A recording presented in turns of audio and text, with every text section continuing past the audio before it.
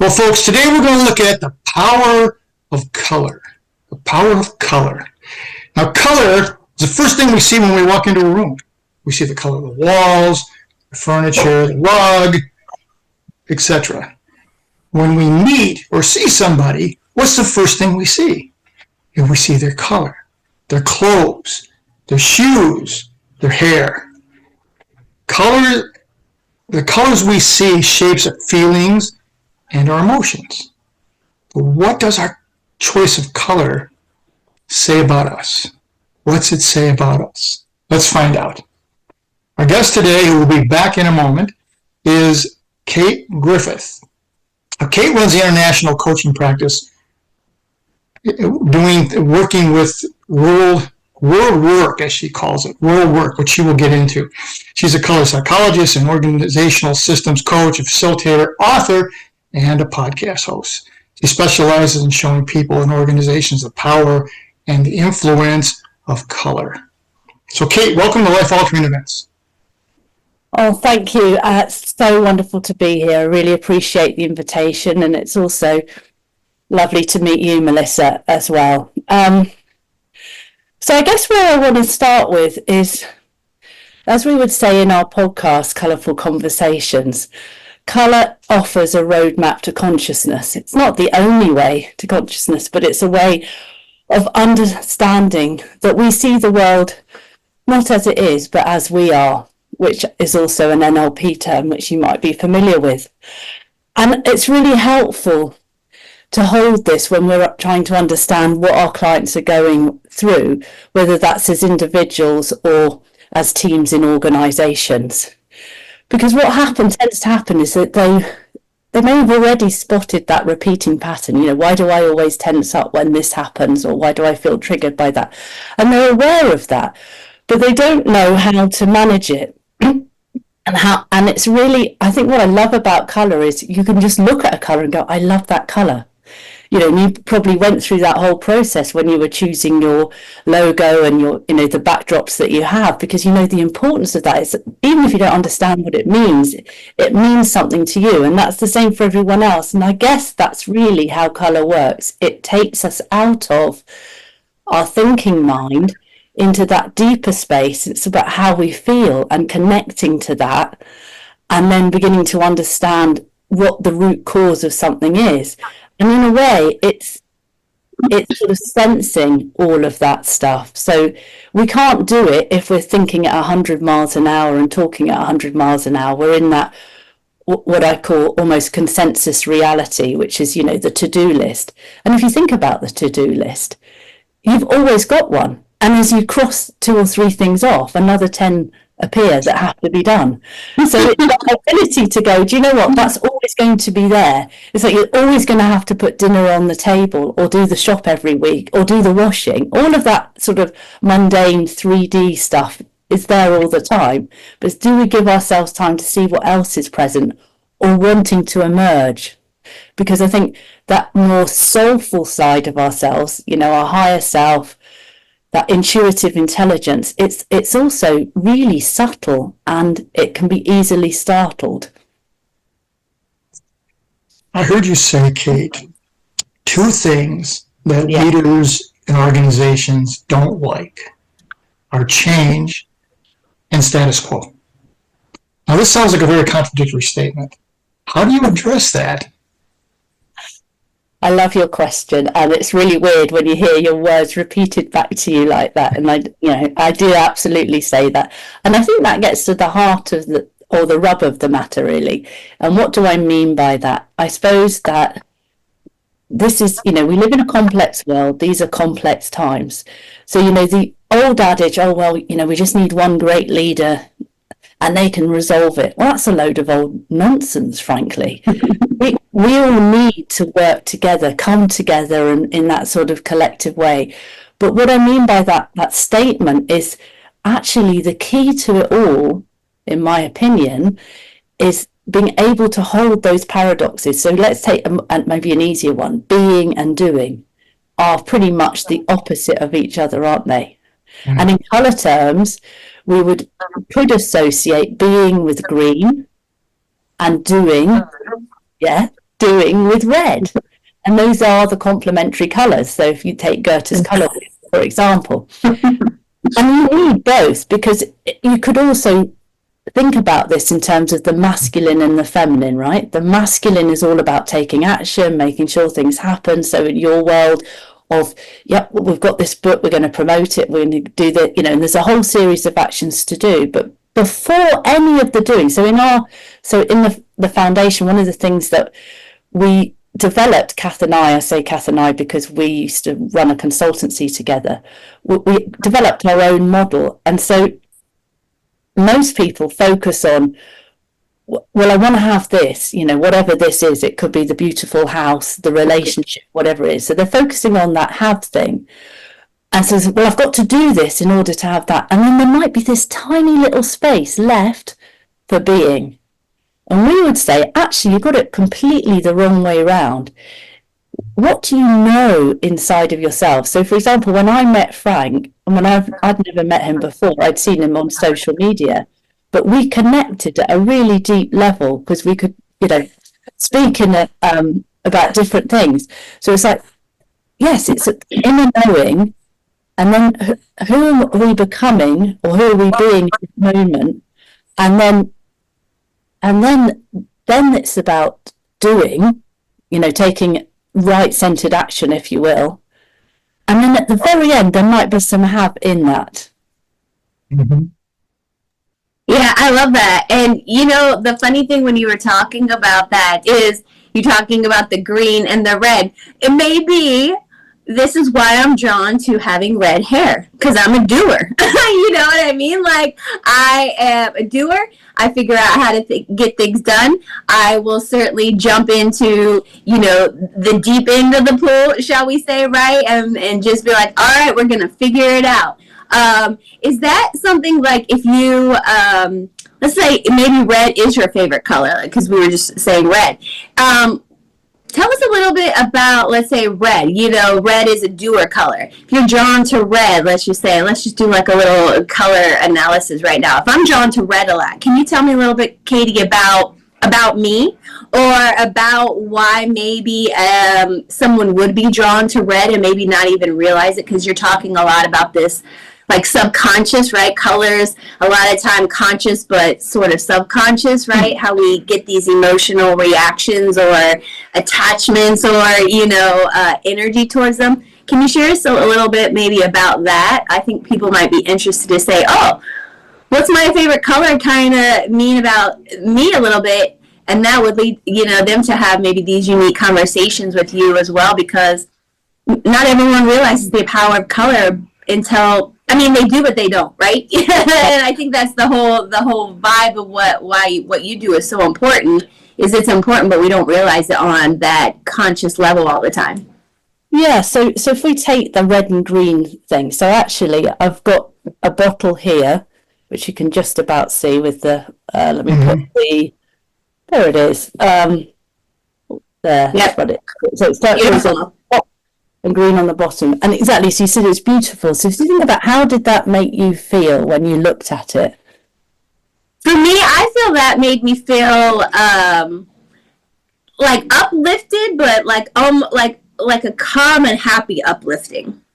Yeah. Kind of. And when I see green, I feel like, because I'm from the country originally, like I'm a country mouse to city mouse. So I grew up in the dirt, you know, running around on the farm in the summer and all that. So to me also, I think green, and this is maybe where you do a lot of your work with talking with people about it, like what's the memories that green, you know, triggers. So to me, green also triggers some comforting, you know, memories of growing up, being on the farm, being around my family, being in nature, right? Green's also money color, right? You know, like, look at me, think of giving me money. But interestingly, we associate red with money. So that's quite interesting. I mean, I know that the American dollar is green. Right. But red is the color in sort of psychologically that we associate with money. And I guess well, there's all sorts of ways, and it is when you take it on an individual level, it's personal. So exactly what you described there in terms of your own experience and therefore your interpretation. So I mean, colour, as we know, isn't negative and positive, but we can have those associations, right? So if we take just for 1 minute a different colour, take the colour yellow, right? It was really interesting because yellow is often used in campaigns around mental health. I don't know if you've noticed that. Often everything is yellow, isn't it? Now, if we think about the psychology of yellow, it can be the colour that can lead us to joy. So it can fast track, if you like, in spiritual terms, the ascension process, if people are into that. So it's, and joy is when there's I think his name's Philip Hawkins. He measured the different energy levels, frequencies and vibrations, and joy is a higher vibration than love. Yep. Okay, so that's at one level, we've got that in yellow, which is amazing because it's about, how do we get into that feeling of pure delight and happiness? And if you translate that just for a second into McDonald's, Ronald McDonald was dressed in red and yellow, wasn't he? Right? Mm-hmm. But they're tapping into that joy frequency on one level. Happy, you see yellow and you have happy meals, don't you? And the sunshine, and so you can see where all of that joy comes. The reason it's used, or maybe not consciously, but the other reason it's used in mental health is it also can connect into severe anxiety and fear, which is almost the opposite. And obviously, if we feeling really down, and we know this again, if you look at things through mindfulness, you've got the spiral that goes up to joy and the other spiral that goes down to sort of clinical depression. And you start off with a little niggle and I don't know if I've got quite enough time to do this. But if that carries on and the negative self-talk continues, then we get to a point of, I'm really useless actually, and I'll never be able to, or whatever it is that we're telling ourselves. And so it goes on down that spiral to it's like, well, I might as well end it all really. And of course it's almost imperceptible, the shift that happens, and both of those frequencies sit within yellow. So that's why it's connected to mental health. And then if you add on, there's a lot of talk at the moment about neurodiversity, isn't there? Yes. And ADHD, and that, interestingly, you take the colours yellow and blue, which you could say are like the masculine and the feminine, on one level, and actually we created a bottle which I sort of call, and it's an extra bottle, it's not in the full system, which I call the OCD bottle, because often people have a compulsive disorder if they're in that level. But what it's actually doing, it's rebalancing, because within us, so going back to the paradox question of earlier, Frank, it's rebalancing the masculine and feminine. Perhaps we've overdone one because that's how we felt safe when we were young, and we found that was our go-to to when somebody did a particular thing, we behaved in a particular way and it gave us what we needed. So we then need to rebalance, and that's part of, so I think what we're doing, so going back to sort of, being adults, a lot of our life as adults, whether we're, top level executives or entrepreneurs or housewives or whatever, we're unlearning all the rhubarb, all the crap really that's put into us through people who meant well, but they hadn't dealt with their own trauma, their own issues, and so and we're very open when between the ages of about 0 and 7, so we take on all this stuff and it's sort of sat there, it's like the software. And we're just like, why is this going on? And upgrade it. And we're moving and going, actually, no, I don't believe that. No, that isn't mine. I've inherited that. And that comes back to, I think somewhere in, you were asking me, I'm sort of jumping around a bit, but when we were having a conversation, Frank, about, well, how does, colour bypass logic, or what's going on? And I suppose it's thinking inside, that inside of ourselves, we've got all of these cells, and that our cells are born and then they die after a period of time, depending on which part of the body it is. But within 7 years, you've got a completely new body, even though you're in the same shell, effectively, because all your cells have died. But in the cells are made up of water. And what we know from other people's research is that water holds memories. So those could be memories in your own life where maybe you were traumatized by a caregiver or a parent or, somebody in authority. It could be, and obviously it depends on people's individual perceptions, stuff that you're carrying from a previous life that's in your system. But unless we actually release that, it's going to carry on replaying a particular pattern, a particular way of behaving. And actually, I always you've probably come across Matt Kahn. He's a spiritual teacher, he's really big on YouTube and stuff. And he's like, well, everything that happens, even when people are rude or angry or whatever, or behave in a way that's clumsy, it's only a call for love. Because at the end of the day, it all comes back to, we have a choice in every moment that, when we're breathing, when we're talking, anything. Do I choose love and I open up my heart, or do I choose fear and I close everything down? And whether we're doing that in a conscious way or an unconscious way, that's what's happening. So to go back to the red and green from sort of, your question, just to answer that so you don't feel I'm ignoring you. I guess we tend to be attracted to red when we need more energy. So, for example, if I'm working with people that are physically depleted in some, maybe something's happened in their life, or, they've been ill or whatever. So, for example, I'll give you one of my clients about 2 or 3 years ago nearly died, was in hospital, had a severe stomach infection, and it's quite complicated. And we did a session online because we were in different places, and I did mainly actually Reiki with them, so it was quite silent and sort of an energy transmission effectively, but I did it with colour. And actually I have a set of oracle cards that are all colour, and I picked red for her. That's what came up, and 2 or 3 others, and what she was drawn to was the red, which was absolutely right, because she was physically depleted. She'd been exhausted through the illness, and she picked a completely red bottle and actually asked me if I would send it to her so she could work with that to help her regain her energy.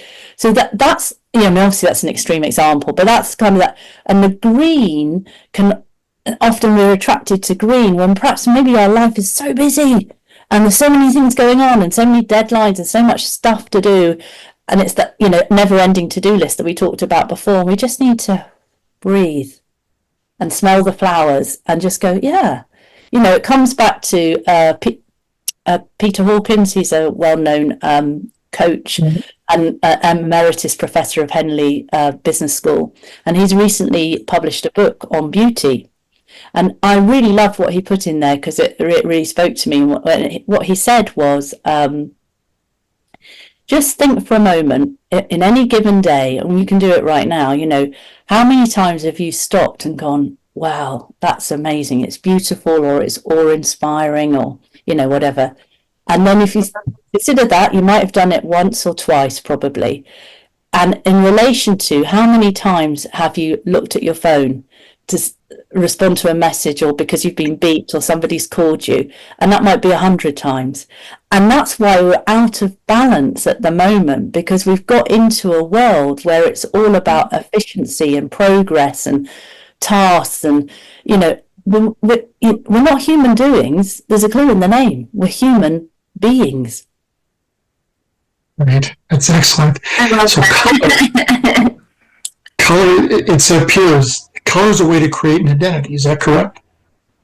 Frank, you just took one of my questions, because I'm going to spin off. Hold on. Let me spin off. Okay. Okay. Yeah.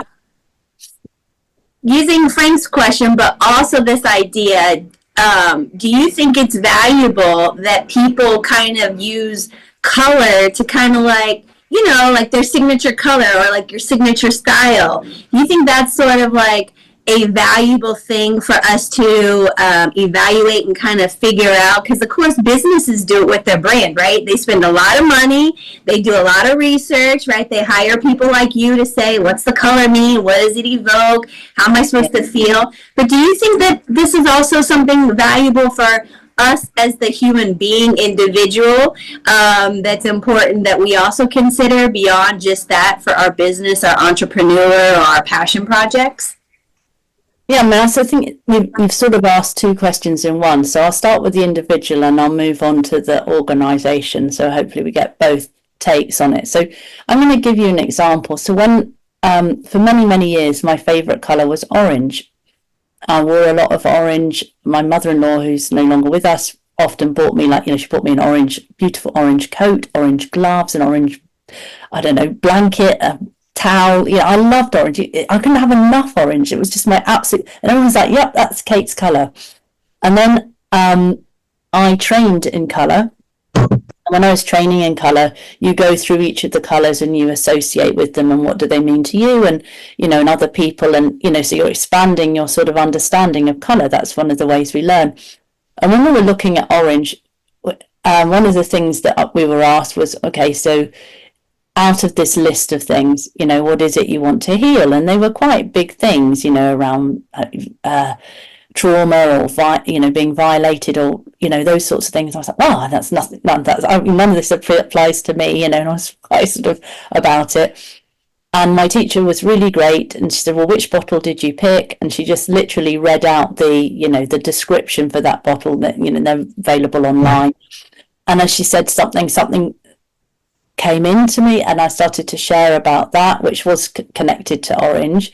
But then as I was talking, this memory suddenly came in of, and basically, because orange is linked to abuse, and I was sexually abused when I was a young child, and I had this memory that I had forgotten for 40 years came back in. So you can imagine it was quite an emotional moment. But actually, it was like I was being called to that colour because there was something for me to look at. Now, if you'd said that to me, oh, well, this is what it means, so there must be this, I'd have said, you must be joking. But at the, that's how your soul, or whatever, your higher self, whatever you want to call that part of ourselves, wise woman perhaps, but was sort of calling me, saying it's time to heal this part of you.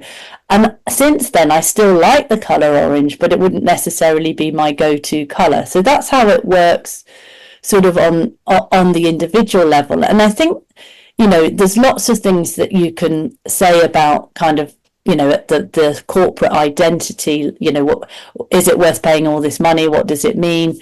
And probably different people say different things, because I'm curious as to how versed in the depths of colour psychology, the people that, sort of the branding people have. Like, I would question that. And there's a lot to be said in terms of, so if you take an example, so I used to work, before I got into this world, I was a management consultant for PricewaterhouseCoopers, and it used to be PricewaterhouseCoopers, but by and large now it goes by its sort of acronym PwC. And that was all part of a branding exercise that I was part of, not, as being involved in it directly, but aware of at the time. So when it was PricewaterhouseCoopers, it was its main colours were grey and blue. And if you think about blue is a colour, what does it evoke? Calmness, a safe pair of hands, trustworthy. But it's also a bit boring, actually. And so there was... I say it's very sartorial, you know what I mean? It's very, square, conservative, That was what it... At that point, so this was before the 2000s. That was kind of the image. And I expect, I haven't looked at this, but I think if you looked at any of the large, the big four or accountancy firms, there was probably a lot of blue in there, because that was how they could justify charging the fees that they charge. Because, we'll take all the pain out of it, the risk, blah, blah, blah, all of these things. And then what they went to in the sort of about 2004, I think, they had this PwC and with small letters and stuff, and it was meant to be a bit more informal, so we're more approachable. And the colour palette was pinks, oranges, and yellow. And why was that? Because they were softer, warmer colours. So it's like, you can talk to us, we're your friend, because that was the image that they were going for. So there's definitely a connection. Whether they take it to I would doubt personally whether they take it to the same depths that we would in the work that we're doing, but Of course, there's synergies and overlaps, and it's another sort of really quick example would be, so if you look at McDonald's, now if you go in, all of the counters are red, aren't they? Yes. Why are they red? They're red because we're in a hurry. Come on, faster, faster. So you quickly get up there. Well, fast food for a reason, okay? Fast food. Exactly. And you order your food quickly, and you move, and you sit down, you eat it, and the music is upbeat, not smooth. And so you get through a lot of people really quickly buying whatever it is that they want, and so it just fits for the mood. So you say, oh, it's a bright, cheerful colour, but there's a bit more going on behind it because they don't want you dallying and going, oh, what am I going to have? I mean, and everyone knows what you get at McDonald's. It's, right, but the menu is not going to have a daily soup special, so just pick your hamburger. It's just which one do you want? Are you going to go large with that or not? That's crazy. You want a double, triple quarter pounder with that and cheese? It's easy. So, Kate, when you work with organizations, how do you incorporate color so that they can understand where their customer's mindset is, or what would appeal to them? Is that something you do? So I think, as I said, previously, prior to having the foundation of colours, so up until 2019, so it's a little while ago now, I worked in a consultancy, and we only work with CEOs and their boards. And so what we did is we would talk about colour in terms of energy, but even back then, energy was less understood than it is, 5 years. Absolutely. So we would be careful in how we, position things. But what we used to find was people loved us. They loved the energy of who we were and how we came across. Because for me, it's about, and I think this is all part of the spiritual path, about being absolutely transparent, authentic, and honest. You might not like what I say, but if I'm saying it, because that's how I see it and in my truth, then it's palatable, even if it's not what you wanted to hear. And so that was kind of the way that we worked, but it was about actually building the trust. So we'd start with, like you would in anything, like if you're meeting just one person, you might consciously, so NLP always teaches you to mirror the other person. So to, if they're picking up their cup, you might use the same hand, those, right. Gestures. So the gestures, but also to pattern match the language and stuff like that, so that you speak the same language, because we all speak English, but actually we speak it in a different way, and we may have nuances about what we mean. So you really listen, and it's that NLP thing, to answer your question, of pace, lead. So you meet them where they're at. Go, okay, so the work that we do, and we do now, work with organizations to help sort of change the cultures, what is it you want, so it's soft behavioral skills, because ultimately, I guess what we're looking at here, and this is where the color comes into it in the organizational settings, is even there, even where they might be saying it's all about being professional, but people don't buy you on, how many widgets you've got, or what style of computer you're using. It's how do you make me feel? They might forget your name, they might forget what you said, but they never forget how you made them feel. And so it all comes back to that. So actually, I guess at the heart of all that we do and how the colour comes into it is really about shining a lens on the importance of emotional intelligence, social intelligence, and relationship intelligence. Because if you can build that up in individuals and in teams, and then, organisation wide, you can create any change process you like if you're taking people with you. And so it's actually about investing that time and also appreciating what's in the system. So we talk a lot about systems thinking, so a systems coach. So what do I mean by that? It's like, well, what's in the space between us? How do we feel about each other? So yes, because words are powerful and they are a transmission as well. And so if we speak intentionally and we and we pour love into what we're saying and we're sharing, then actually the energy in the middle, in that space in between, feels really yummy. And it's like, yeah, I want to carry on having this conversation. I don't want it to end. Whereas if it's a bit like, and you can feel people are holding things back, or that they're deliberately being silent, or they're giving you the all of those things, it feels really uncomfortable, and you're thinking, I just want to get out of here as quickly as possible. Yeah, we've all been there. It's like those conversations that were like, wow, I'm such a good conversationalist, but that was really hard. They gave me nothing back. Yeah, and you can feel it's like it's sucking your energy when you're trying to get them to come out of their shell somewhat. or there's something that's not being said, or and it's kind of, and I think what's really hard is often what people do, and you may have found yourself in that situation, is that well, I'll just pretend it's not there. If I keep smiling, they might smile back to me. And actually, the best thing you can do in that situation is to go, hey, I'm noticing a really weird energy in here. Something happened.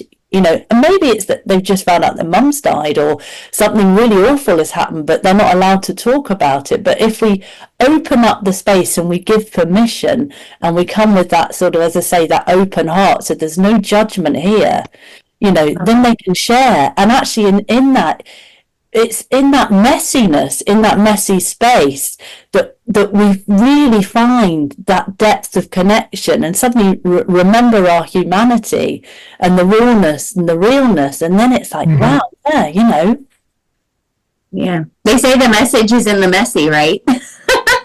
So sometimes you gotta get messy. That's it. Wow. Well, we are just about out of time, Kate. What last words or thoughts do you want to leave with the audience around the world? I think be open, really, is be open. So at the moment, there's very little. If we look at colour, you can go, oh yeah, I know I like this colour. I mean, if we start with the idea, if this world, or think about it this way, when certainly in the UK, at this point of time, one of the reasons I'm wearing this colourful necklace is because we're in a time of, although it's getting a bit lighter, it's dark, it's damp, it's wet, it gets into your bones, the coldness, there's not enough sunshine. And so people feel a bit flipping miserable and tired, because that's it, colour is essentially light. And so actually just even looking at the bottles behind me, it kind of probably makes you feel great, because there's a bit more colour. Wearing colour makes us feel great. It's that, be open to the power of colour. And actually, if you are interested, because we're so focused on enabling people to have a taste and to experience it for themselves, like come to the Power of Colour Summit. We've got that in March. It's completely free. You don't have to pay a bean. Just go to foxsummit.com. That's FOCSUMMIT.com, and then they can register and just dip into whichever things they want to go into, because it's over 3 days. So I think that's all I'd say, is just be open, even if it's the first time you've come across colour or thought about colour in that way. Don't immediately go, oh, that's some load of old rhubarb. And give it a try. And if it doesn't work for you, that's fine, because there's something for everybody, and not everything is for everyone. We're all different. Perfect. Kate, repeat how people can reach you. Is that the best place to reach you? So I think there's probably two ways. You can either, I'm everywhere, well, not everywhere, but LinkedIn, I'm on Instagram, and we're on Facebook. And if you type in Foundation of Colours, so we've got a website which is foundationofcolours.com. There's a specific one for the summit, but that's where you can find us. And we're always happy to talk to anyone, really, and just explore this subject, because we love it. Standing. As I said, we're just about out of time. I want to thank my friend Kate and my partner Melissa Van Oss for sharing all this wisdom on what the power of color and the influence that color can have in our lives. Now, you can see this show on my podcast, which is called Life Altering Events, on my YouTube channel, which is also called Frank Sakari. We keep things pretty simple here. It'll be on Parade Deck, and we'll send links to Kate, and she'll post it everywhere that She posts things. If you use YouTube, please subscribe. Now let me leave you with this. None of us are in this alone.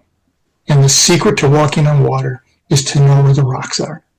And today, Kate and Melissa have shown us where many, many of those rocks are. Attend Kate's summit. It's worth your time and energy. And we'll see you next week on another life-altering event. Again, thank you, Kate. Melissa. Thank you so much, Frank.